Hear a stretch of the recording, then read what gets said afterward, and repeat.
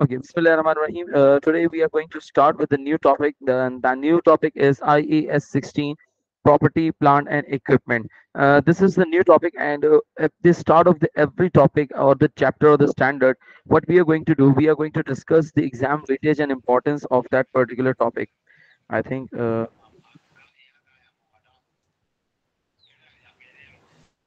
Okay. At the start of the topic, we are going to discuss with the exam weightage and importance and how important that particular chapter or standard is with respect to the examination point of view. So, if I just talk about the IS 16, IS 16 is one of the most important standard for F7 financial reporting paper. The importance is because of two reasons. Because of two reasons. Number one, the first reason that why this standard is important, that the exam weightage is around 4 to 6 marks. It means examiner might test you for this particular standard for around 4 to 6 marks. It means 3 to 4 MCQs, 3 to 4 MCQs, or 2 to 3 MCQs can be tested, and that is a very reasonable testing level. Usually, examiner test from this standard around 4 to 6 marks. That is the first reason that this standard is important because the weightage is quite good. 6 marks means the 6% of the paper. The second reason why IAS 16 is so important, just because IAS 16 is interlinked and connected. IAS 16 is connected with other standards. With other standards. What does it mean?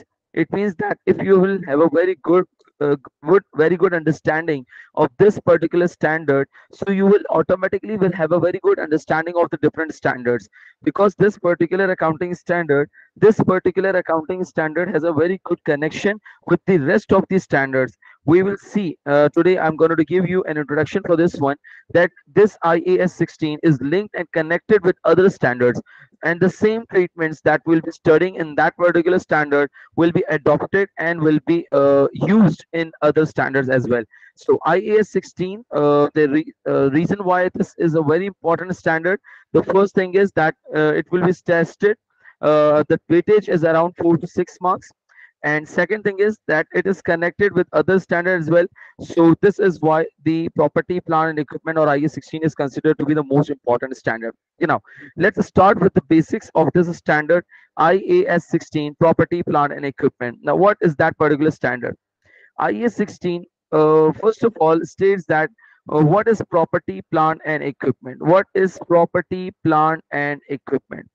What is property, plant, and equipment? What is property, plant, and equipment?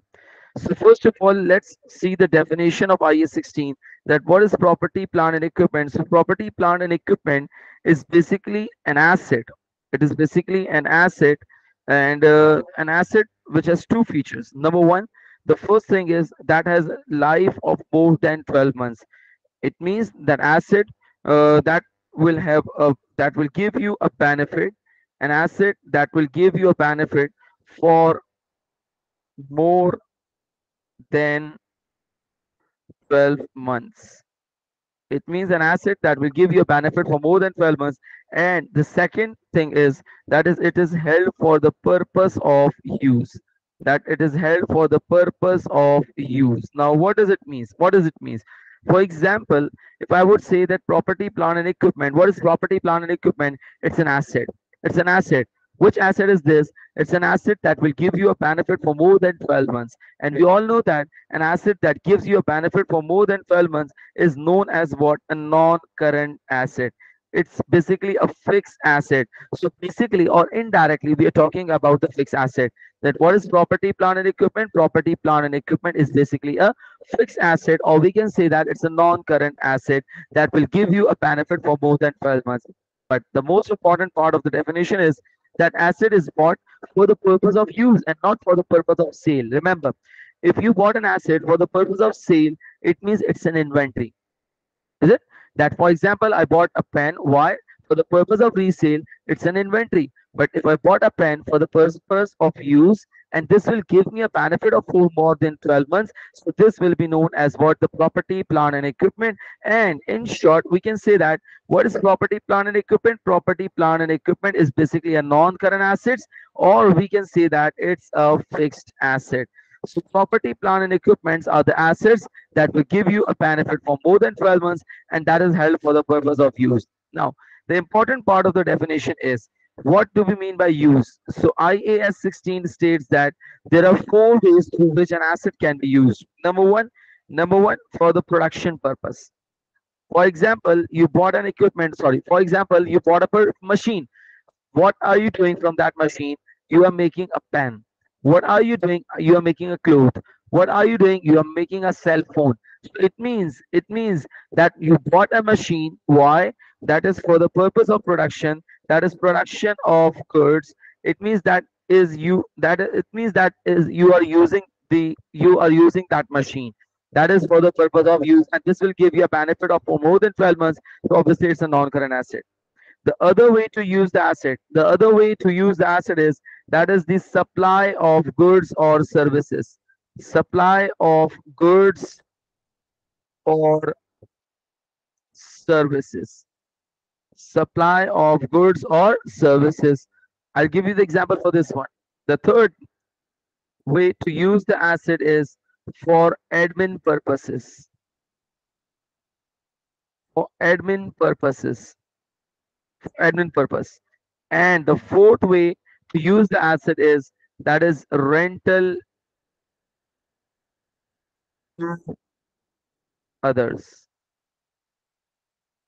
It means there are four ways through which an asset can be used. Number one, the production of goods, supply of goods, admin purposes, and the fourth one is the rental to others. These are the four ways through which an asset can be used or be utilized. Now, let's take an example for each and every one. Let's take an example for everything. Production of goods, I gave you an example for the machine. That machine is one of the best example right now. That for example, you bought a machine that will produce bottles. So bottle you what you're doing that you're using that machine, and how you're using that is a production of goods. The other example, the other example for the supply of goods or services. It means you have some asset that is held for use and that is used for the supply. Supply means the delivery. Supply means the delivery of goods or services. It means now you have bought an asset that will be used for the delivery of goods or services. Let's take an example for this one. The best example that might comes to your mind is the motor vehicles. Like motor vehicles, for example, trucks and the trawlers and the cars. These trucks, trawlers are used to deliver the goods from one place to another. The other example that standard gives is the warehouse. Yes, warehouse is one of the best example right now for the supply of goods and services. For example, I do have a warehouse and there are many goods in the warehouse or the store department or the stock department, and these goods are held for the purpose of distribution, which means that is supply of goods or services. So that warehouse is also an example for the non-current asset which is held for the purpose of use, and that use is the supply of goods or services. Now, the third is for the admin purposes. For example, if you're working in any company or the factory, the equipments they have bought, the furniture they have bought, for what the equipment or the furniture that you are using or the company is using, that is for the production? No.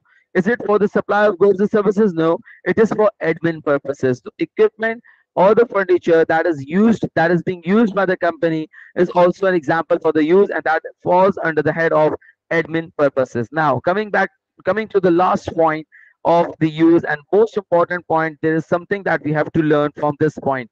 Now, rental to others means that you gave a machine, equipment, furniture, motor vehicle. You gave some machine, motor vehicle, equipment, furniture for rental purpose, machine, equipment, furniture, or the best example is that is a motor vehicle. if you gave a motor vehicle, furniture, equipment on rental purpose, although it is someone else that will be using that asset, but IS 16 says that it is like that you are using the asset. So it means if you gave a machine, furniture, motor vehicle on rent, so this will be the example for rental to others. It will be considered as that you are using the asset. But here it is, there is an exception. There is an exception in this regard. There is an exception in this regard. Yes, Fatima. Do you have any question? Yeah. You for rental purposes to others. Sorry? In our previous class, yeah, I I I I'm talking about the point four for the use of assets to Yes. others. In our previous class, you did mention that when an individual have leased property and to a particular individual, let's assume I own the property. Before leasing it, I can refers to it being my asset. But when the property have been leased, ownership have been transferred for that period of time. So in this regard, how can we relate it to rental purposes? Being that when the property has been rented out, it is now being used by another individual. Can that person refers to such property as an asset to him that is currently using it, or you, the real owner of the property? Okay. Let me answer this one. First, let me continue my part, and hopefully, once I will continue my definition area, your question, 80% of your questions will be encountered. Now, rental to others. If you are having a property, if you, for example, rental to others, there is an exception. There is an exception, and what is that exception? IAS 16 states that if you are having a property, if you are having a property, please do listen to me very carefully, that if I am having a property, and if I am having a property and I want to rent out that property, I want to rent out that property, or the other possibility is that I want to hold that property for capital appreciation. For capital appreciation, I repeat my words, that what we said, that if you are having an asset like furniture, machine, or motor vehicles, and you rent it out, this is also the definition, that this is also in the use, this is also in the definition of a use, which means this will be considered as a property, plant, and equipment. This will be considered as a property, plant, and equipment. This will be considered under the head IAS 16. But remember, IAS 16 states that there is an exception. And what is that particular exception? That for instance, if you have a property, and property means what? Now property means what? The property means the land and building. The property means the land and building. If you have a property like land and building and none another, property means only the land and the building. If you have a land and building and you hold that land and building for the purpose of renting out, that you will be rent out that property, you will give that property on rent, or that is the property which you have hold is for capital appreciation. Now, what is capital appreciation? Capital appreciation means that you will hold the property, and at the certain period of time, the value of the property will increase. So if you are holding a property means land and building for rental purpose or for capital appreciation. For not for both, it could either be for one. That is for rental purpose or for capital appreciation. Now IS 16 states that this will not be considered as an IS 16. This particular property should not be treated in a way that IS 16 suggests. It means now such property, that is the land or building, will be considered as another standard under the head of another standard, and that standard name is what? IAS 40. This will be treated under the head of investment property. This will be treated under the head of investment property. Are you guys getting a point? IAS 16 states that it's not in the scope or ambit of IAS 16. If you are having a machine and you rent it out, IAS 16 will be applied. If you are having a motor vehicle and you rent it out, IAS 16 will be applied. But if you are having a property, that is the building or land, and you rented out that property to some other tenant, now this property will not be treated as an IAS 16. This property will not be treated as a property, plant and equipment. Instead, for this property that is held for capital appreciation or for rental purposes, will be treated under the separate head, will be treated under the separate standard, for which we have made another standard is known as what IAS 40, which is known as what investment property. And this is the part of your course. Soon will be we will study about the IAS 40, that IAS 40 gives you what rules and regulations for such kind of properties.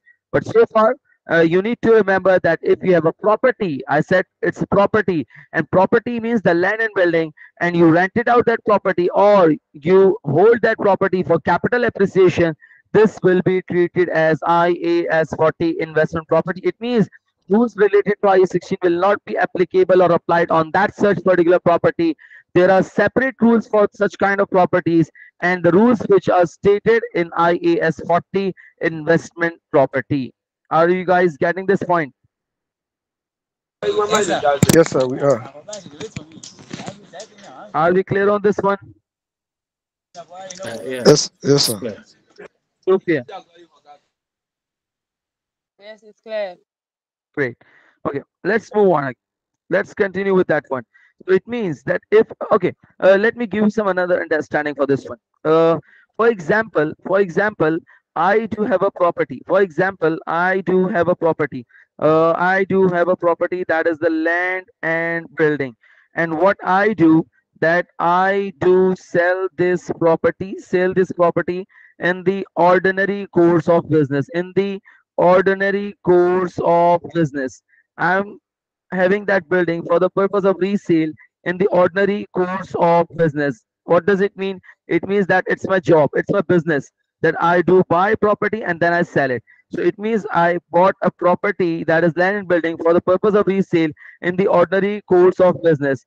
Can you please guys let me know that which standard will be applicable on this one?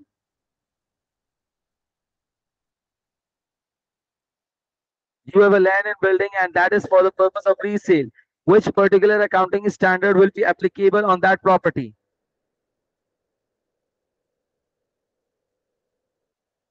Yes, Can we, everyone. yeah, eh, investment property, IS 40. No, you have a land and building that is for the purpose of resale in the ordinary course of business. Yes, anyone else? That's I 16. IS 16. No, it's not the IE 16. It's IAS 2. It means this will be treated as an IAS 2 because anything that is bought for the purpose of Inventory. resale. Yes, it's an inventory. Inventory. The point that you need to recover, that you need to remember, in the ordinary course of business, which means anything that you are selling. Ordinary course of business means that you frequently sell that such kind of products. It's the ordinary business. Now let me give you another example. You need to try to identify. Okay, land and building. Again, I do have a land and building, and this time this land and building for the purpose of use, and I'll be doing the production on that particular building. I'll be doing the production on that particular building. Now do let me know which sort of standard will be applicable on that property. Which standard will be applicable on that property? That's I 16. IS 16. Yes, for this one there will be IS I 16. 16. Yes. Okay, let's take another example for this one. I do have another land and building. I do have another land and building. And that land and building is for rental purpose. I will give that property on rental purposes. Now, do let me know to which standard will be applicable on that property. IS 40. Yes, this time it will be IAS 40. And let me give you another example for this one. Land and building. I do have a land and building and which is held for sale, which is held for sale, but not in the ordinary course of business. Not in the ordinary course of business. Not in the ordinary course of business. What does it mean? It means that it's not my business. It's not my business that buy property or sell property. I bought that property. I bought that property. Think It is I bought investment. IS for me it's 40. IS 16. For no. me it's It IS 16. no. It's IS I F. 40. It's Investment. I. It's IFRS 5. The title of IFRS 5 is non-current asset held for sale. We will study that standard. I just wanted to give you an example and will just wanted to give you the insight for this one. If you have a property that is in the ordinary course of business and you wanted to sell it, this will fall under IS. Yes, IS 5. IS 2. IFRS 5. No, no, in the ordinary Ah, course of business. If you have a property course of for business. Okay. in the ordinary course of business, this is fall under the IAS 2. If you have a property that is for the production purposes, this will fall under IS. 16.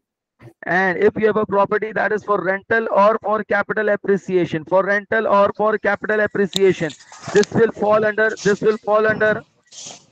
IS 40.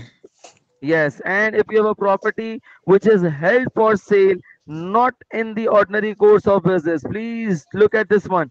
Not in the ordinary course of business. So this will not fall under IS2, but instead there is another standard for this one, and this is IFRS 5. IS, okay. The title of IFRS 5 is non-current asset held for sale. It means a separate accounting treatment will be applicable. IFRS 5 will suggest you how to recognize that asset. Now, my viewpoint is that I told you at the very start that this standard IS 16 is very important. Why? Because this standard is connected or linked with the different standards, and you can see, I just made a list over here. This is not the final list. There are other standards that I'll be introducing right now. So this particular standard is linked and connected with all of these standards. So once we will move on the IAS 2 or IAS 40 or IFRS 5, you will see that the same treatments will be applicable or will be implemented.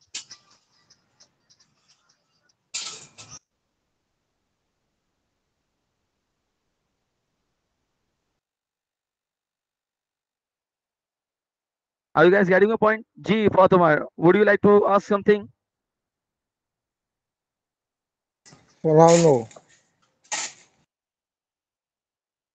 Okay, so that is the overview that any land or building that is for purpose of resale will be fall under IS2. Land and building for the purpose of use of the production, that is IS 16. Land and building for capital or rental appreciation, for rental or capital appreciation, IS 40. And if you have a land or building that is held for the purpose of sale, but not in the ordinary course of business, this will fall under IFRS 5. Are we clear on this one? Yes, sir, we are clear. Yes. Nice, great. You just have a look on this one. We'll continue in a minute.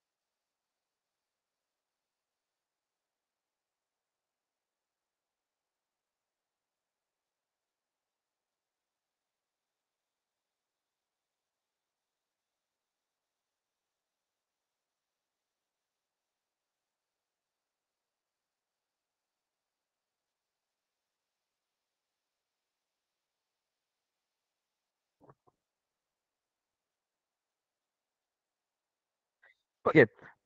So this was the definition that was given by the IS 16, that what is an asset or what is the property, plant and equipment. So what we'll be doing, that once we will be preparing the balance sheet, for example, if we do have a balance sheet, so what we'll doing in that balance sheet, we will have an head that is known as what, non-current asset. In that non-current asset, we'll be recognizing an asset. This is known as what, the property, plant and equipment. And this property, plant and equipment will include the furniture, the machine, the motor vehicles, the equipments, each and everything, and the land and building that is held for the purpose of use, that is for the production, for the supply of goods or services. So it means these kinds of all assets will be included under the head of property, plant, and equipment. But if we do have a property, we do have a property that is held for the purpose of capital appreciation or rental purposes, then there will be another asset, and this asset will be known as what, the investment property. There are rules for the property, plant and equipment, and there are different rules for the investment property. So for now, we'll be studying for the property, plant and equipment, that how the property, plant and equipment should be treated and how it should be recorded in the financial statement, and what should be the procedure for this one. Okay, for this one, IAS 16 states that if you are having a property, plant, and equipment, what you have to do, you need to recognize the property, plant, and equipment. You need to recognize, you need to record, you need to recognize the or record the property, plant, and equipment, and this should be recorded at its cost. This should be recorded at its cost. Always remember that once you have purchased the property, plant, and equipment, so the initial measurement, this is also known as what? The initial measurement. We can say that it's an initial measurement, or we can say that it's an initial recognition.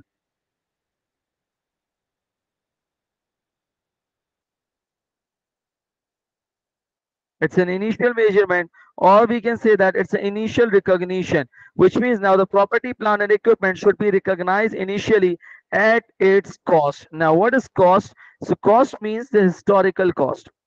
Cost means the historical cost.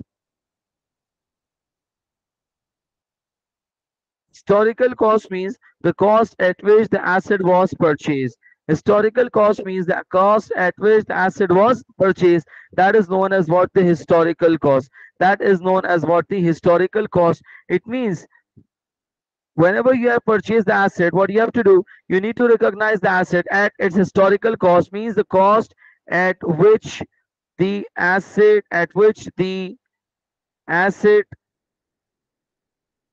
was purchased. Asset was purchased. That is known as what? The historical cost. That is known as what? The historical cost. Now the question is that how we going to calculate the cost? In order to calculate, that is the calculation of cost. Calculation of cost will include certain items, and that is very basics.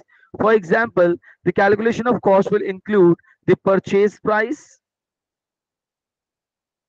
of the asset, and then it includes different acquisition cost, and the acquisition, one more thing, that it includes the purchase price as well as the discounts will be eliminated. For example, if there is a trade discount, this will be eliminated, and then if there is any cash discount,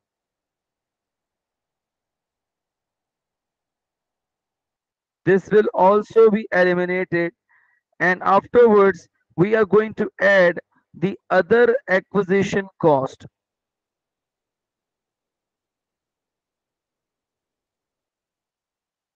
And the other acquisition cost could be, for example, there could be a transportation cost, there could be installation cost, there are multiple costs, and you must have studied this one in your earlier paper, that is F7 financial reporting paper. You must have studied this one, that there could be multiple costs that could be included, that is the transportation cost, installation cost, or insurance in transit, assembling cost.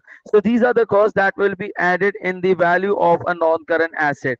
But today what we have to do, that there could be another cost that would be added up in this particular, the cost of non-current asset. that is the borrowing cost. This is something that is new for you guys. You must not have studied about this one, that there could be a cost that could be included in the cost of an asset, and that is known as what, the borrowing cost. Now, what is borrowing cost? Borrowing cost is basically the other name of interest. Borrowing means that you have taken the amount of loan. Cost means that is the cost of a loan. Cost of a loan. And the cost of the loan is known as what? The interest. Cost of a loan is also known as what? Interest. So it means the borrowing cost is the other name of interest. So what's it there? That if you are calculating the cost of an asset, there is a possibility that the borrowing cost or the interest will also become the part of your asset cost. Now the question arises, since you are in a beginner position, what you do? Where do you record the borrowing cost? Interest. Can you please let me know that where do you record the interest? Where the interest is being recorded? Where do we record interest?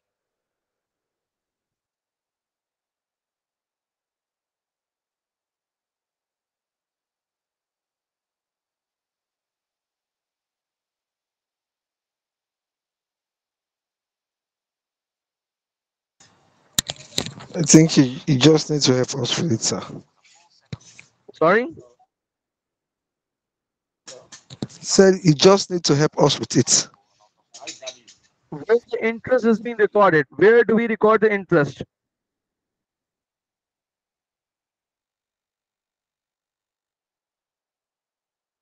P&L. Yes, it is being recorded in the P&L. It is being recorded in P&L, is it?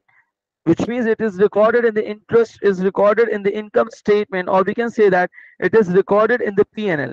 That is statement of profit or loss. Am I right?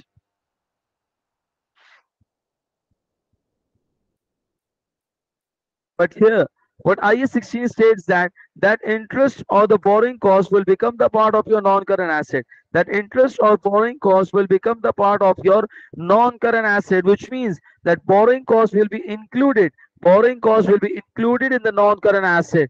How it could be included, and when it could be included, and when not to be included. So for this there will be some rules and regulations, and such rules and regulations will be discussed. Such rules and regulations will be discussed in an standard, and that standard is known as what? The borrowing cost. That is IAS 23. IAS 23. So what we'll be doing, that we will be discussing about the standard. We'll be discussing about the borrowing cost, that yes, the borrowing cost also be included in the non-current asset, and when it should be included and when not to be included.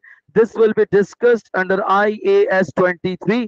So it means that why and how and when the borrowing cost, that is interest, to be recorded in the non-current asset, and sometimes it will not be recorded in the non-current asset. So how we'll get to know about this one? For this, there is a separate standard is known as what? IS 23. So what I told you in the early stage or early class, that this particular IS 16 is linked and connected with the different accounting standards. Like we did it, it is connected with IS 16, that is IS 40, IFRS 5, and we just saw that another example is IAS 23. Soon we will move on towards IAS 23. We'll get the rules that when the interest should become the part of asset and when not the part of asset, and when it will be recognized in the P&L, that is the profit and loss account. So there are certain rules and regulations, but for the timing, you need to remember that yes, interest on loan can also be the part of your non-current asset.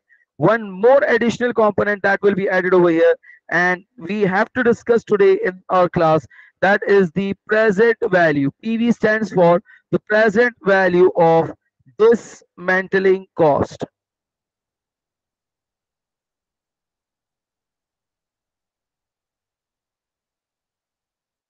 Present value of dismantling cost. It means the present value of the dismantling cost should also be the part of your, or should also be the part of your non-current asset cost. It means if you are calculating the cost of an asset, what you have to do, that you need to calculate the cost of asset, and there are certain costs that should be included or should be the part of your non-current asset.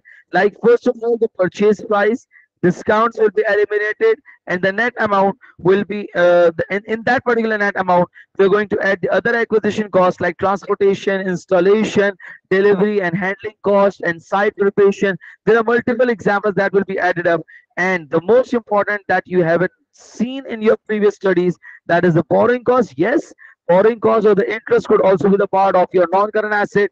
And the second thing is that is the present value of dismantling cost. Once you will add up all the costs, so you will arrive at the cost of asset, and this will be the cost of a property, plant, and equipment. Now, there's a question: what do we mean by present value of dismantling cost? So let's try to understand this one. Let's try to understand this one, that what is the present value of dismantling cost. So please listen to me very carefully. That what is dismantling cost? First of all, let's understand what is dismantling cost.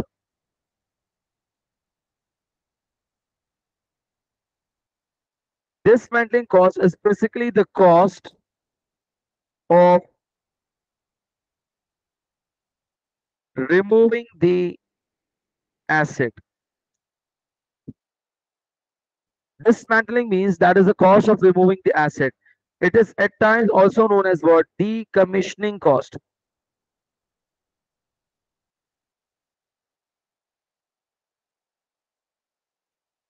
It is also known as what? Decommissioning cost, or it is also known as what? Dismantling cost. That is the cost of removing the asset. Now, listen to me very carefully. That, for example, on 1st of January 2008, what we have, what we did, that we installed a machine. We installed a machine on 1st January 2008. And once we installed the machine, we all know that this machine should have been removed after a period of 5 years. For example, what I'm doing, I'm exploring the oil. I am exploring the oil.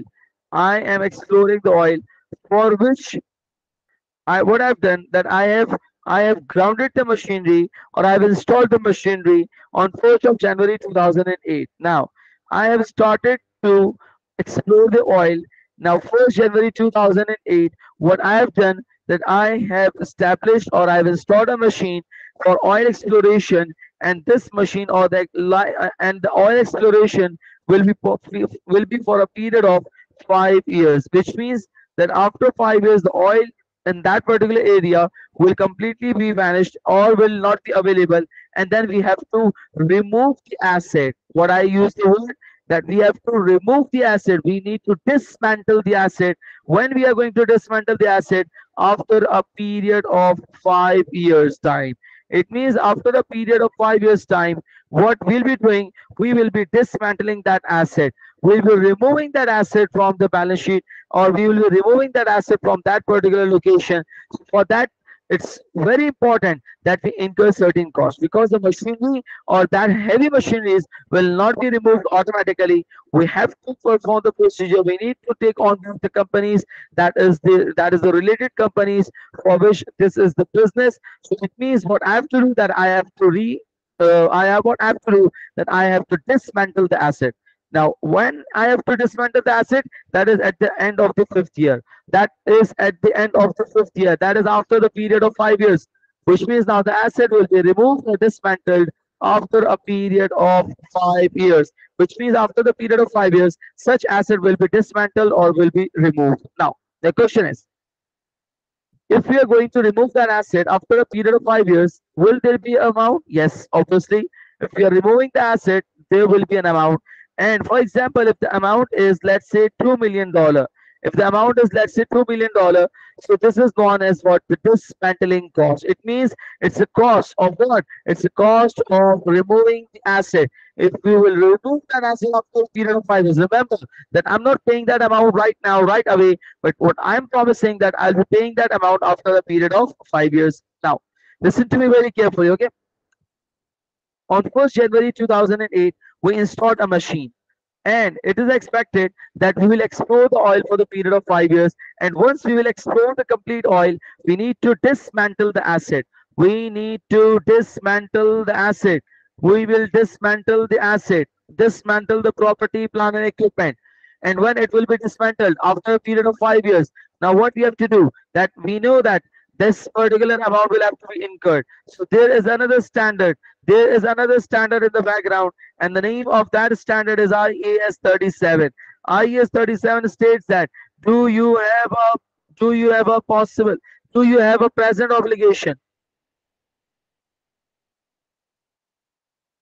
you have present obligation as a result of past event. For example, what I have done, I have grounded the machinery, I have installed the machinery.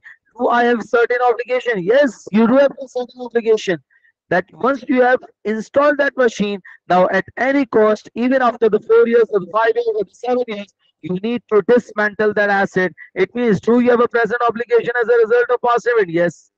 Second important point is, is it probable that there will be an outflow of economic resources? Yes, obviously, probable of outflow of.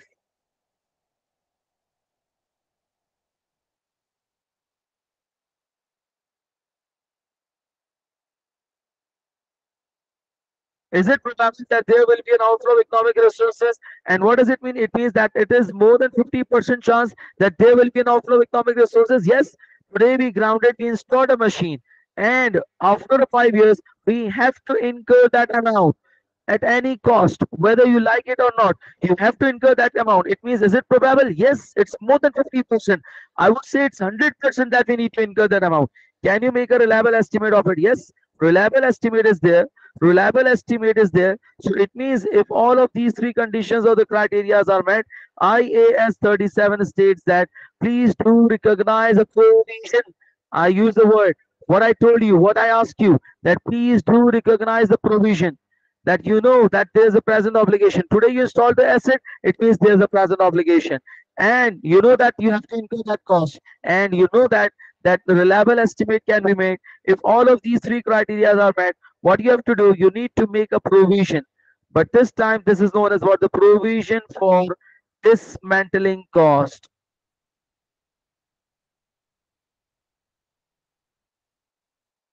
This provision is known as what? The provision for dismantling cost. It means that is the provision for dismantling cost. So remember what we are doing, that we are making a provision for the dismantling cost. Why?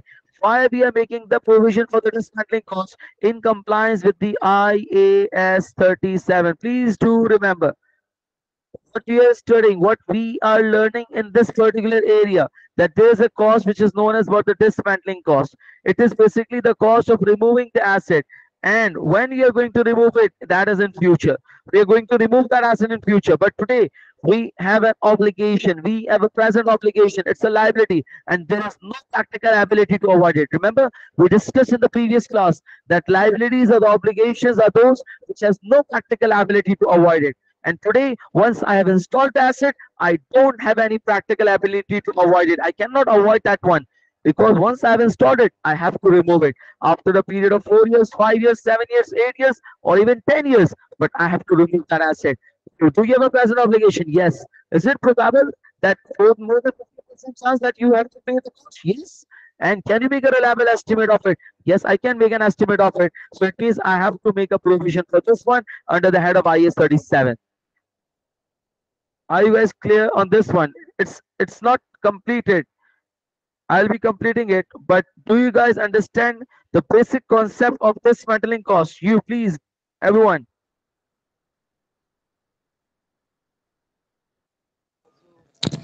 Can you go over it again, please?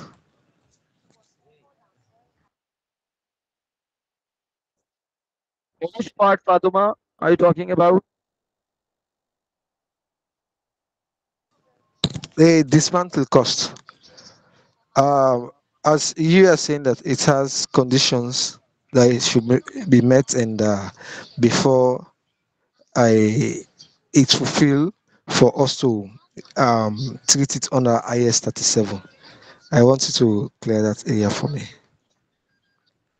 Okay, let me repeat it again and let me summarize it again. What I told you, that what we were doing, that we were calculating the cost of an asset, that is the property, plant, and equipment. Let me tell you again that we were calculating the cost of an asset. Once we were calculating, we gone through two costs. That is something unusual that you haven't seen it before. Number one, the borrowing cost, for which today I'm not going to discuss this one, because this will be discussed in a future standard is known as what? IS 23. So I'll be discussing in detail in that particular standard.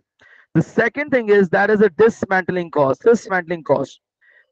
What is dismantling cost? We have to discuss it. First, what we did that we first of all discussed or got the definition of dismantling cost. Dismantling cost is basically the cost of removing the asset. There are huge assets, there are bulky assets that once these assets are installed and once the target or the purpose is accomplished and after the accomplishment of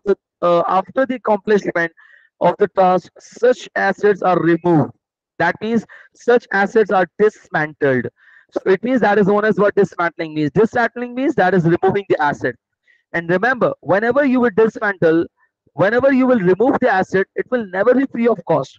This will incur certain cost, and that is known as what the cost of removing the asset, which we call it as a dismantling cost.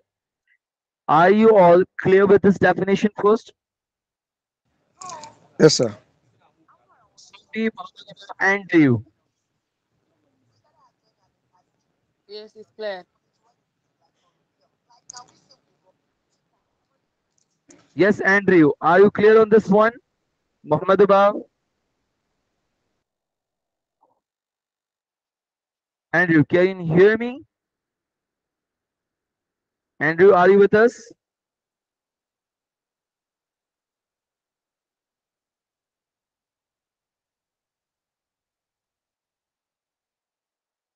Muhammad Abab?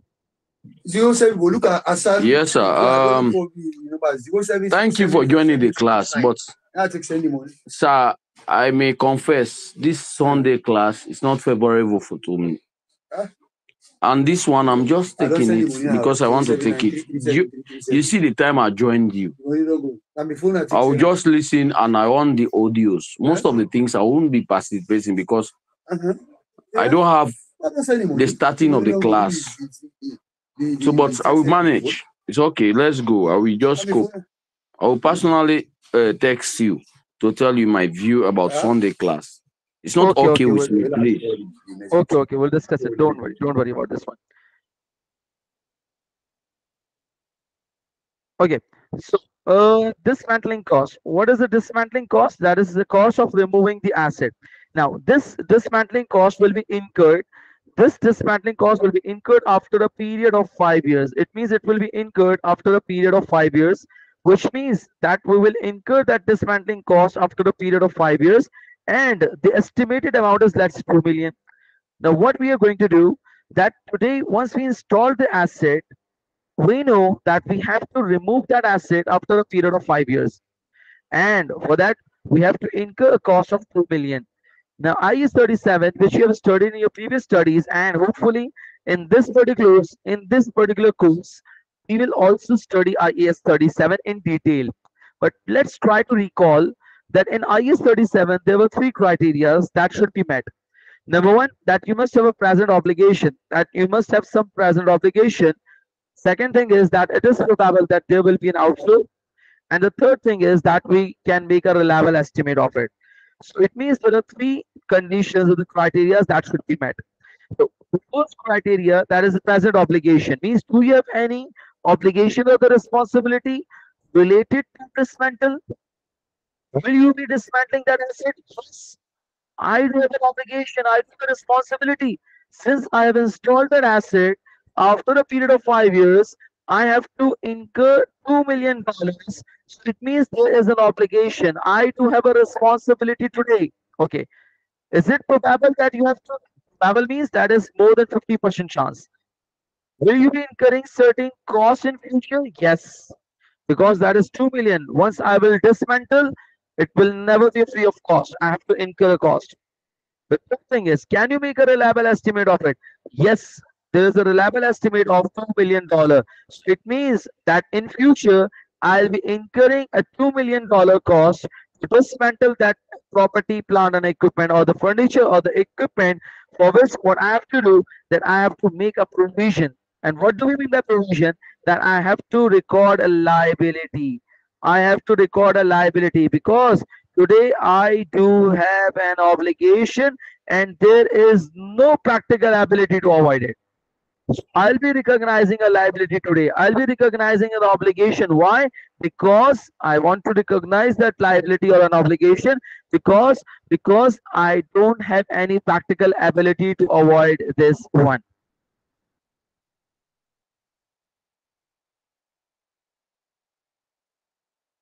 Fatima, are you clear on this one so far? Yes, sir. I'm clear. I just have a question. Yes. Yeah, can we treat? How can we also treat installation cost? Is it the same way as dismantle cost? The treatment? No, the installation cost treatment is quite simple. That whatever the installation cost you have incurred will be added in the non-current asset. For example, I bought a machine for $100,000 and I had an installation cost for $50,000. So I would say that Hmm? $100,000 plus $50,000, this will make $150,000. So the installation Yeah, cost treatment is quite yeah, same. 30 minutes, but we can give you bonus. The installation cost, installation cost is quite same because this is the current cost. This is the present cost that you have incurred. While you're installing the asset, you incurred a cost and this will become the part of your non-current asset. But the dismantling cost is something a future cost. Try to differentiate between these two. Installation cost is the current or the present cost that you have incurred it. But the dismantling cost is the cost of future. It will be incurred after a period of, after a certain period of time. This will be incurred after a period of certain period of time. So there is a thinking, there is a concept that you need to learn that if this will be incurred after a period of 5 years time, but you have to recognize it today. So how you going to recognize it? That you need to make a provision for this one. You will need to recognize the liability. For installation cost, there is no liability. Why? Because today you incurred that amount. But for dismantling cost, you will incur that amount in a future. So it means it's a liability or obligation for you. Are we clear with this one? Yes, sir. Yeah. Now, one more thing. One more thing. What we are doing that we are recognizing a liability. We are recognizing a liability. Now, how this will be recorded? IAS 16 states that. Listen to me very carefully. If you are recording, if you are recording a dismantling cost, if you are recording a dismantling cost, and remember, this dismantling cost is basically the future cost. It is basically the future cost. Once you are recording the future cost, what you have to do, you need to recognize it as an asset. You need to make a part of a property, plant, and equipment. It means you will be debiting the property, plant, and equipment, and you will be crediting the liability with the name of what? Provision for dismantling cost. Provision for dismantling cost. Not happy, oh. Woman for able manage home. Provision for dismantling cost. Provision for dismantling cost will be credited. I repeat my words.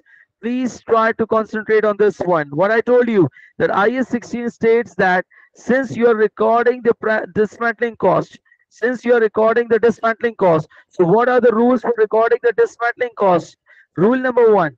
Rule number one, that you will be debiting the property, plant, and equipment. It means you will be debiting the property, plant, and equipment if that cost is the future cost that you will be incurring after a period of 5 years. So what you have to do, you need to debit the property, plant, and equipment, and you will be crediting the provision for dismantling cost. This IS 16, that property, plant, and equipment will be debited under the compliance of IS 16, and that provision for dismantling cost will be credited under the compliance of IAS 37.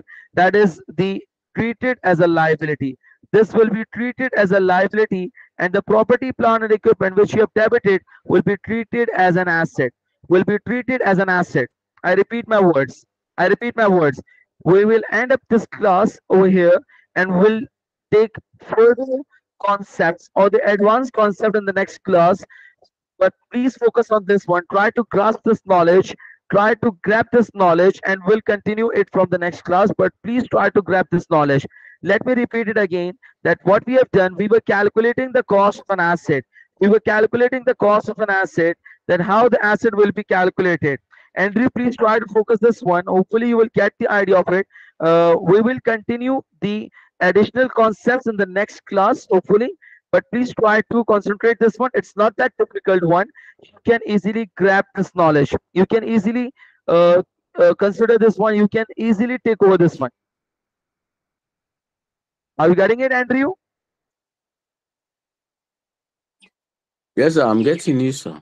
But I'm lost. Okay, okay. Try to focus this one. Okay, I'm taking it very slowly and gradually. Try to concentrate this one. It's not that difficult or the challenging one. What we are doing, we are calculating the cost. That is the calculation of cost of an asset. How are we going to calculate it? First of all, that's the purchase price. We deduct the discounts, whatever we have taken from the supplier, and then we are going to add the other acquisition cost.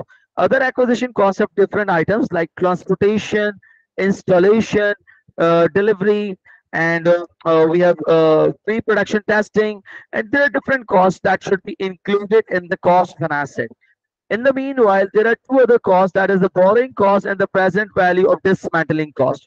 These two costs should have been the part of your non-current asset.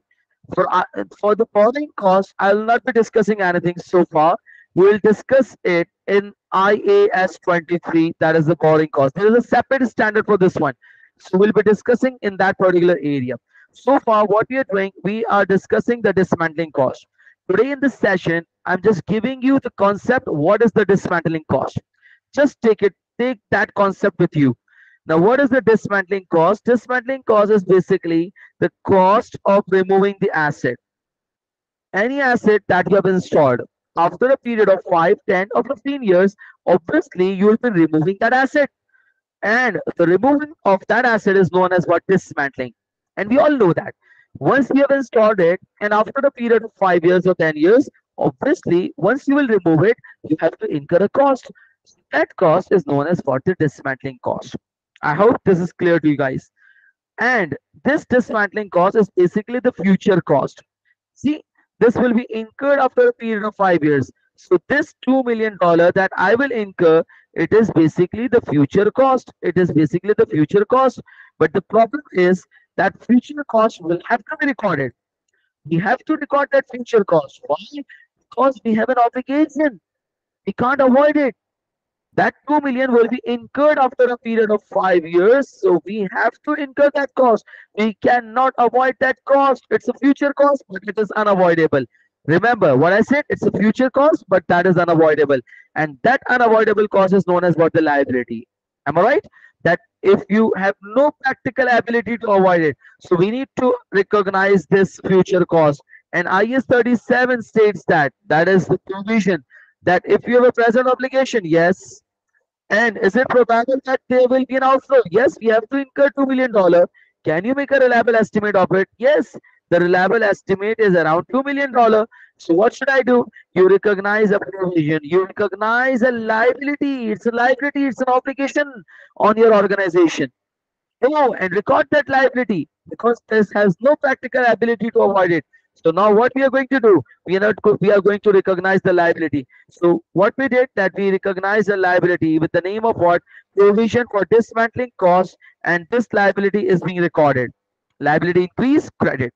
Now we have recognized the liability. Now this amount will be added in the property, plant, and equipment, which means this will become the part of your non-current asset or will become the part of an asset, which means IAS 16 states that any dismantling cost that will be incurred in future, although it will incur in future, what you have to do, you need to include it in the value of an asset. You need to include it in the value of an asset. So what we did, we debited the property, plant, and equipment.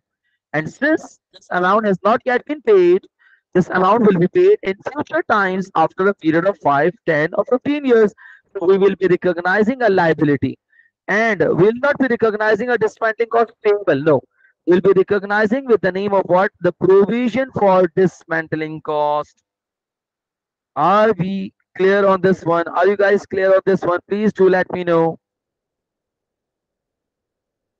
Class. Yeah, this one is clear, sir. Yes, Sophia, Momodoba, and Ryu.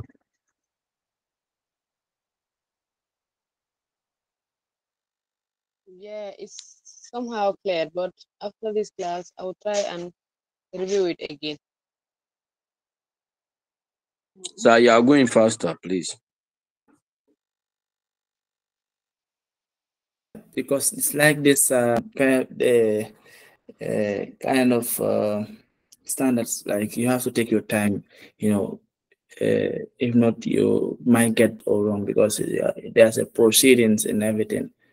Yeah, maybe if you are a bit slow, it will help. Okay, great. No problem at all. You just try to note down these things that what I have written down on the screen. You just try to note down, or you just take a picture of it. Definitely, I'll be sending you the video or the audios of this one. But you just try to grab this one. We can definitely have a review of this one in the next class as well, and we can have a discussion on this one. And we will start with the basic concepts, and we can definitely revisit this dismantling cost. But what I would recommend you, you just go through this one uh, at your home, and then in the next session we will start from the basics, and we will try to have this concept slowly and gradually, and we'll try to cover it up with the advanced level, and we'll have some practice questions on this one. Once we will have some practice questions on this one, so you guys will have a very good understanding of this one, that why and what we are doing. Are you guys Okay, clear on very this good. one? All right, that is fine. So we'll just end this class on this one. And today what I did, that I just gave you an overview for this one. I would recommend you to please revisit the video, and once we will meet in the next class, I will just give you the overview and the overview of this particular class, and then we will move on towards the dismantling cost, and we will see the advanced level of questions for the dismantling cost. First we will have a recap of this one, we will have a basic concept of the dismantling cost, and then we will move on towards the advanced questions. Is it fine? Well, it's fine. Okay. Yes. Also, for me, it's fine. I'm just managing today's class. As I earlier told you, but I'm lost. Okay, we I'm will lost. discuss it. Yes, Andrew will discuss it.